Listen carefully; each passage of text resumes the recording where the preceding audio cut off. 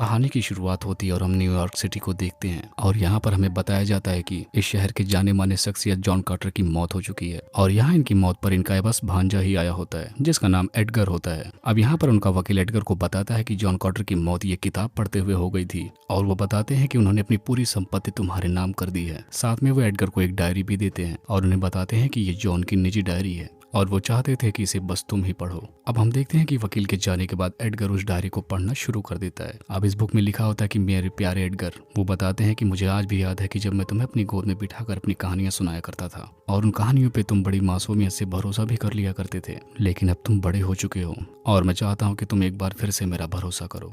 वो बताते हैं कि ये कहानी 13 साल पहले एरिजोना की पहाड़ियों से शुरू होती है, जहाँ पर जॉन कार्टर कुछ सामान लेने के लिए एक दुकान पर गया होता है, लेकिन यहाँ पर दुकानदार उसे सामान देने से मना कर देता है क्योंकि जॉन कार्टर पहले से इस दुकान पर काफी उधारी चल रही होती है। अब यहाँ पर दुकानदार के मना कर देने के बाद जॉन उस पर अपनी गन पॉइंट कर देता है और इसी टाइम यहाँ पर कुछ सिपाही भी आ जाते हैं जो जॉन को पकड़ कर किले पर लेकर चले जाते हैं। अब यहाँ पर हम देखते हैं कि जॉन को कर्नल पावर ने गिरफ्तार करवाया होता है। असल में हमें पता चलता है कि ये वो टाइम होता है जब अमेरिका में गृह युद्ध चल रहा होता है और हम जान पाते हैं कि जॉन एरिजोना राज्य का एक बहादुर सिपाही रह चुका होता है, इसीलिए एरिजोना सरकार उसे फिर से लड़वाना चाहती है, लेकिन अब की बार कुछ करने से जॉन साफ साफ मना कर देता है। अब अगली सुबह वो एक सिपाही को घायल करके वहां से भाग निकलता है, लेकिन तब तक और सिपाही उसे भागते हुए देख लेते हैं और उसका पीछा करने लगते हैं और इन सिपाहियों से बचने के लिए वो एक गुफा में चला जाता है। अब हम देखते हैं कि जॉन को यहाँ पर एक गुफा की चट्टान पे बड़ी सी एक मकड़ी का चित्र दिखाई देता है, जिसे जॉन बहुत ही गहराई से देख रहा होता है। तभी इसके पीठ पीछे से कोई इस पर हमला कर देता है और उसके हाथ में भी गन होती है और वो अपने बचाव में भी गोली चला देता है, जिसकी वजह से वो आदमी घायल हो जाता है और मरने से पहले वो कुछ बोल रहा होता है और उसके हाथ में एक अजीब सी दिखने वाली डिवाइस भी होती है। अब जॉन उसकी डिवाइस को अपने हाथ में ले लेता है, साथ में वो उस आदमी के कहे हुए शब्दों को दोहराने लगता है और वो इस मंत्र को जैसे ही दोहराता है वैसे ही वो देखता है कि अगली पल उसकी आंखें कहीं और खुलती हैं और वो खुद को एक अनजान जगह पर पाता है जो कि एकदम सुनसान और वीराना होता है। अब हम देखते हैं कि जॉन वहां से आगे बढ़ने की कोशिश करता है, लेकिन वो बार बार गिर पड़ता है। लेकिन यहाँ पर उसे अपनी एक पावर पता चलती है कि वो बहुत लंबा उछल पा रहा है, यानी ग्रेविटी उसे अपनी तरफ बहुत कम खींच रही है।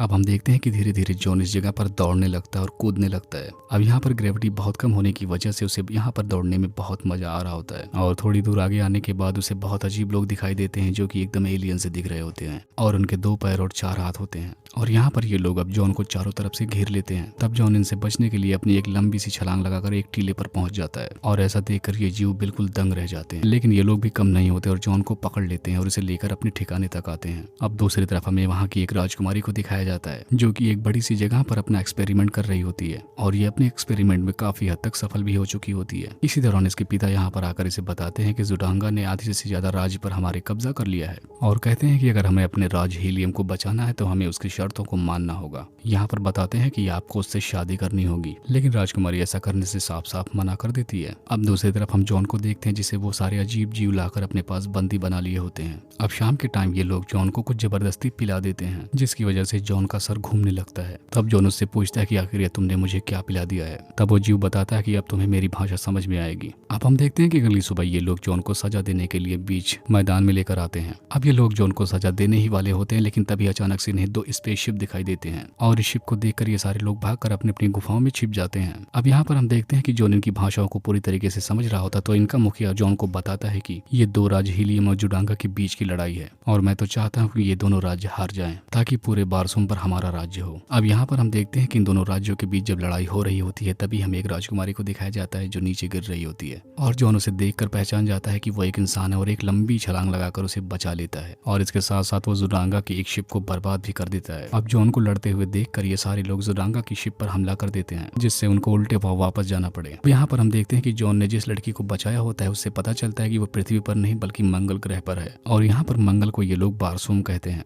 अब ये लेडी और जॉन इन कबीलों वाले से मदद मांगते हैं कि इनके राज्यों को बचाने में इनकी मदद करें। अब यहाँ पर ये लड़की जॉन से कहती है कि अगर मैं तुम्हारी मदद पृथ्वी पर जाने के लिए करूँ तो क्या तुम मेरे लिए लड़ोगे, जिस पर जॉन हाँ बोल देता है। अब इसके बाद हम देखते हैं कि जॉन और वो लड़की और इस कबीले की बेटी ये तीनों इस जगह से भाग निकलते हैं। अब कई दिनों के सफर के बाद ये लोग जहाँ चाहते थे वहाँ पहुंच जाते हैं। अब ये लोग यहाँ पहुंचने के बाद एक बहुत ही अजीब सी जगह के अंदर घुस जाते हैं और यहाँ पर अंदर इन्हें बहुत सी चमकती हुई आकृतियां दिखाई देती हैं। तब जॉन उस लेडी से पूछता है कि आखिर इसका क्या मतलब हो सकता है। तब वो लड़की कहती है कि मुझे इन चित्रों चित्रों को देखकर ऐसा लगता है कि दो ग्रहों के बीच में जैसे किसी नकल को भेजा गया है। तब इस पर जॉन कहता है कि यानी मैं खुद की नकल हूँ। तब यहाँ पर जॉन पूछता है कि आखिर मैं वापस कैसे जा सकता हूँ। तब यहाँ पर ये लड़की कहती है कि अंदाजा लगाना ठीक नहीं, हमें पूरी जानकारी होना जरूरी है। अब इसको पता करने के लिए हमें हीलियम जाना होगा। इस पर जॉन फौरन गुस्सा हो जाता है क्योंकि उसे पता चल जाता है कि ये लेडी मुझे बहाने से हीलियम लेकर जा रही है ताकि मुझे इनकी तरफ से लड़ना पड़े, और इस बात को जॉन पता पा जाता है। और तभी बाहर 16 की आवाज सुनाई देती है। अब दोनों भागकर जब बाहर आते हैं तो ये देखते हैं कि इन पर जुटांगा के लोगों ने हमला कर दिया है। अब यहाँ पर जॉन इन सबसे बहुत बहादुरी से लड़ता है और 16 को उस लेडी को लेकर यहाँ से जाने के लिए कहने लगता है। अब देखते हैं ये कबीले वाले लोग जॉन पर भारी पड़ने लगते हैं। अब इससे पहले कि ये लोग जॉन को मारते हैं, यहाँ पर हीलियम की सेना आ जाती है जो कि जॉन को बचा लेती है। अब हम देखते हैं कि इस लड़ाई के दौरान जॉन बेहोश हो जाता है और जब उसकी आंख खुलती है तो वो खुद को जुडांगा में पाता है। और कुछ टाइम बाद जॉन के पास एक आदमी आता है जो कि उसे लेकर अपनी राजकुमारी देजा के पास जाता है, और ये कोई और नहीं बल्कि वही लड़की होती है जिसकी इन्होंने जान बचाई थी। अब यहाँ पर हम जान पाते हैं कि ये अपने पूरे राज्य के लिए जुडांगा के राजकुमार से शादी करने जा रही है,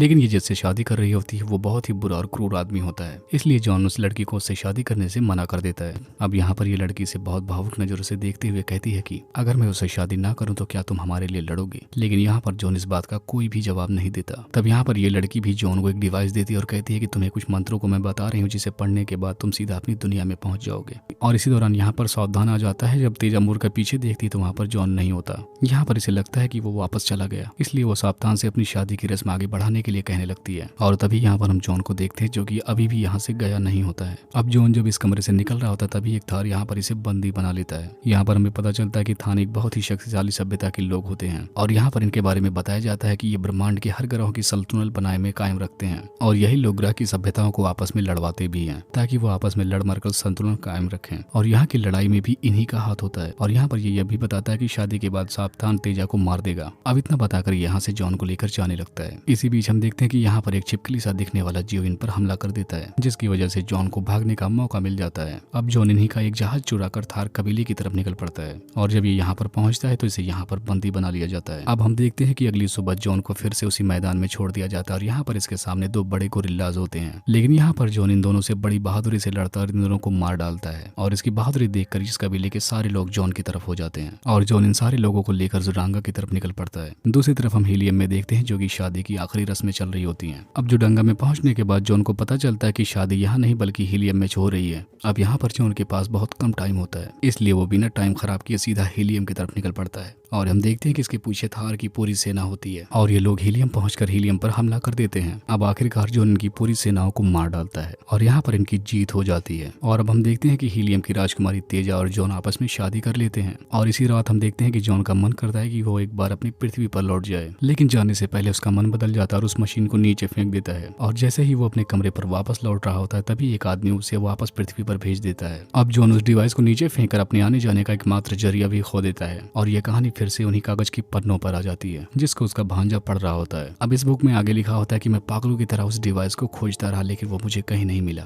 लेकिन बहुत समय गुजर जाने के बाद मुझे एक बार वो फिर से मिल गया और उस डिवाइस के मिलते ही मुझे बहुत सारे खुफिया प्लान बनाने पड़े क्योंकि मुझे शक था कि वो मेरी तलाश कर रहे होंगे। और अब तुम्हें मेरे मरने का पूरा कारण समझ में आ गया होगा और साथ में ये भी कि क्यों मैंने खुद को दफनाने से मना किया था। अगर मेरा शरीर पृथ्वी पर मर जाता है तो मेरा नकल भी मंगल ग्रह पर मर जाएगा। मेरी जायदाद के साथ साथ मेरे जिस्म की सुरक्षा की जिम्मेदारी भी तुम्हारी ही है क्योंकि थान उसे खत्म करने की कोशिश करेगा और शायद जितना टाइम तुम्हें मेरी बुक पढ़ने में लग रहा हो उतना टाइम में तो वो मेरी बॉडी को खत्म भी कर चुके होंगे। अब ये आखिरी वर्ड पढ़ते ही उसका भांजा उसके कब्र के पास दौड़ते हुए जाता है और जैसे ही वहाँ का दरवाजा खोलता है उसके पीछे से गन चलने की आवाज आती है और एक आदमी उसके पीछे मरा हुआ मिलता है और उसके सामने जॉन खड़ा होता है और ये मरा हुआ आदमी कोई और नहीं बल्कि एक थान होता है। अब इसके बाद जॉन अपनी डिवाइस लेकर एडगर को अलविदा बोलकर अपने ग्रह पर वापस लौट जाता है और इसी को दिखाते हुए ये मूवी यहीं पर एंड हो जाती है।